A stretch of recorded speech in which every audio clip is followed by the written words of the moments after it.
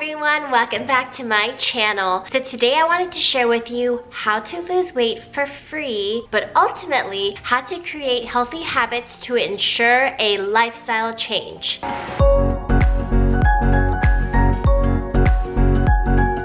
Here is a secret to weight loss. You need to burn more calories than you consume. That's it. Alright, see you guys next time. No, I'm just kidding. There's obviously a lot more that goes into it, but at the basic level, you need to consume less calories than your body naturally burns by itself. You burn calories by breathing, by walking, and even while you're sleeping. So I hope that these tips will help you really take control of your health and help you feeling your very best. Number 1, get rid of the diet mentality. Think about it this way. If you lose weight quickly, you're going to gain it back quickly. So it's really not about checking out the next fad diet. It's really about how are you fueling your body? Are you healthy? Think about those things instead of what you can and cannot eat. Which then ties into point number 2, don't label food as bad or good. That mentality of, oh my gosh, that's bad, I can't have it, it actually makes you crave it more because it's that forbidden fruit of I can't have it until a certain amount of time. So you want to just label food as, is this going to fuel my body, give my body energy, or is it really just going to upset my stomach and make me break out? Food is food, but there are certain foods that are prepared in a way and processed in a way that doesn't vibe well with our bodies, and that's okay. But every single person is different. So think about your body and be mindful of the food that you are allowing your body to take in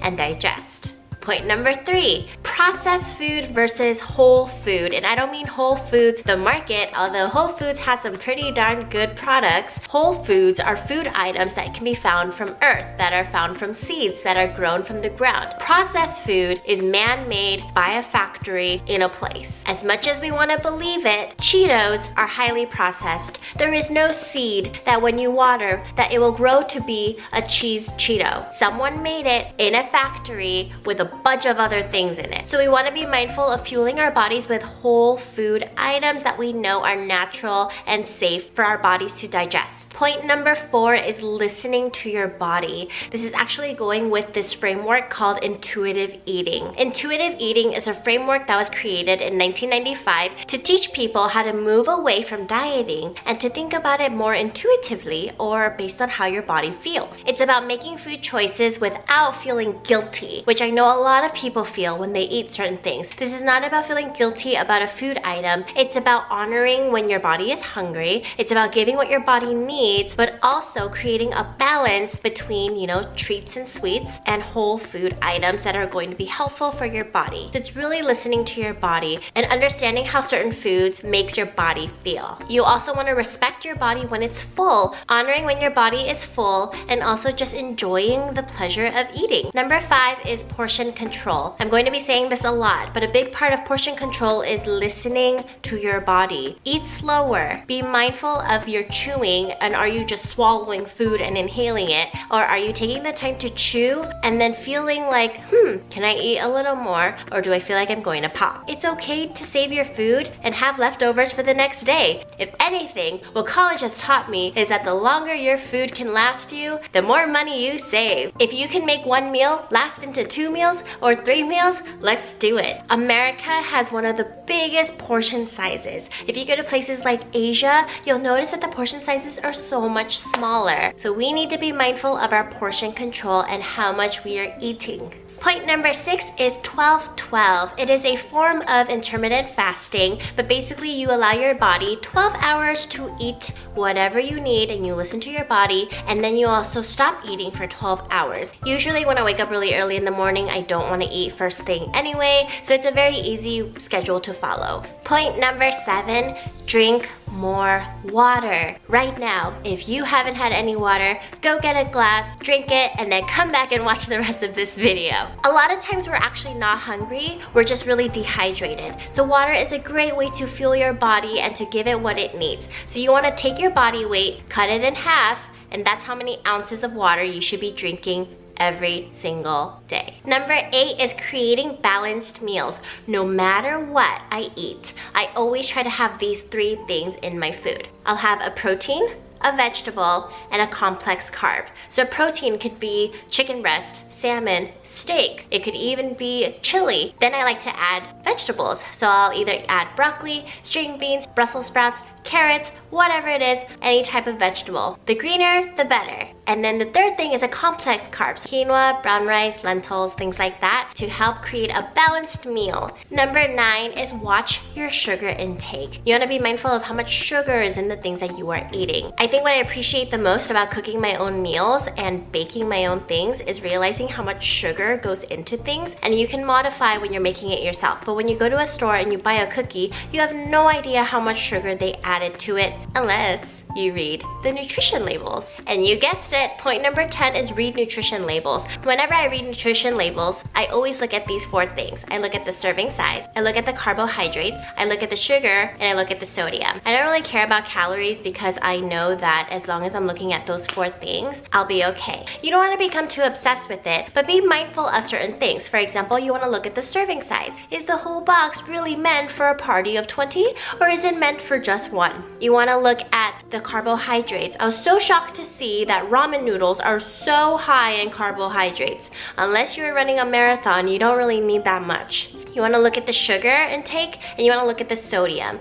And I know I'll be okay because point number 11. Wow, these are all flowing together. Point number 11 is move for at least 30 minutes a day. I try to work out 45 minutes to an hour of high intensity interval training, so I know that I'm burning a lot of calories in a short amount of time. But if you can't go to the gym or can't take a class, I always use ClassPass for my classes. Then you want to be able to at least move your body for 30 minutes, even if that's 15 minutes in the morning, 15 minutes at night. 10 minutes, 10 minutes, 10 minutes, however you want to break it up. You want to be moving for 30 minutes, whether that's walking the dog, chasing your baby, chasing your dog. Number 12, if you can't go outside to move for 30, then try an at-home workout. These 2 workouts are actually free that I used to do a lot when I was in college. So one is Blogilates. She is an amazing person, and I'm sure many of you have heard of her, but she offers a lot of at-home workouts, and she also has monthly challenges for people to just work out for free. Another channel that I found was Fitness Blender. They create pretty professional videos where you can just do workouts at home, and they're pretty easy, and a lot of them don't require equipment. The next one, which is pretty darn popular, it's not free, but a lot of people have posted her workouts, but you want to be able to support these trainers who work so hard to make it available for people that I do suggest you support them.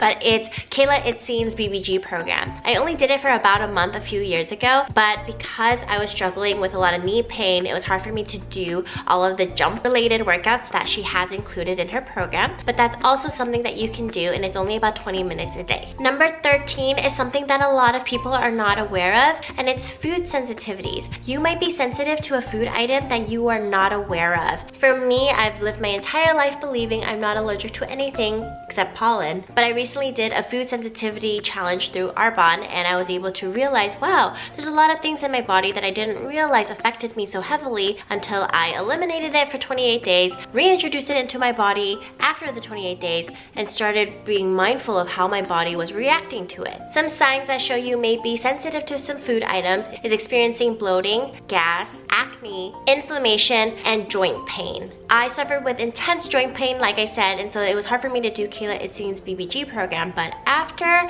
I was mindful of the food that I'm eating, and after strengthening my legs a lot more, I actually can handle lots of jumping now. For me personally, dairy has been a huge contributor to the acne problems that I had. So once I cut off dairy completely, my skin cleared up so much more. And so I wouldn't have known that if I didn't eliminate it and see how my body changed. Number 14 is read up on your gut health. Your gut is known as like your second brain, and there are so many things that contribute to our health from our gut. So to best support your gut health, you want to take prebiotics and probiotics, and you want to maintain a high protein, high fiber diet to ensure that your body is able to digest all the food that it's consuming every single day. Protein is not just from meat. It can come from chickpeas, broccoli, legumes. Lots of food items contain protein, and it doesn't have to be a cow. And number 15, last but not least, please love yourself and be kind to your body. Your body does so much for us every single day. Just the fact that it knows when to wake up, it knows when to breathe, it knows what your body needs, and it fights off viruses and infections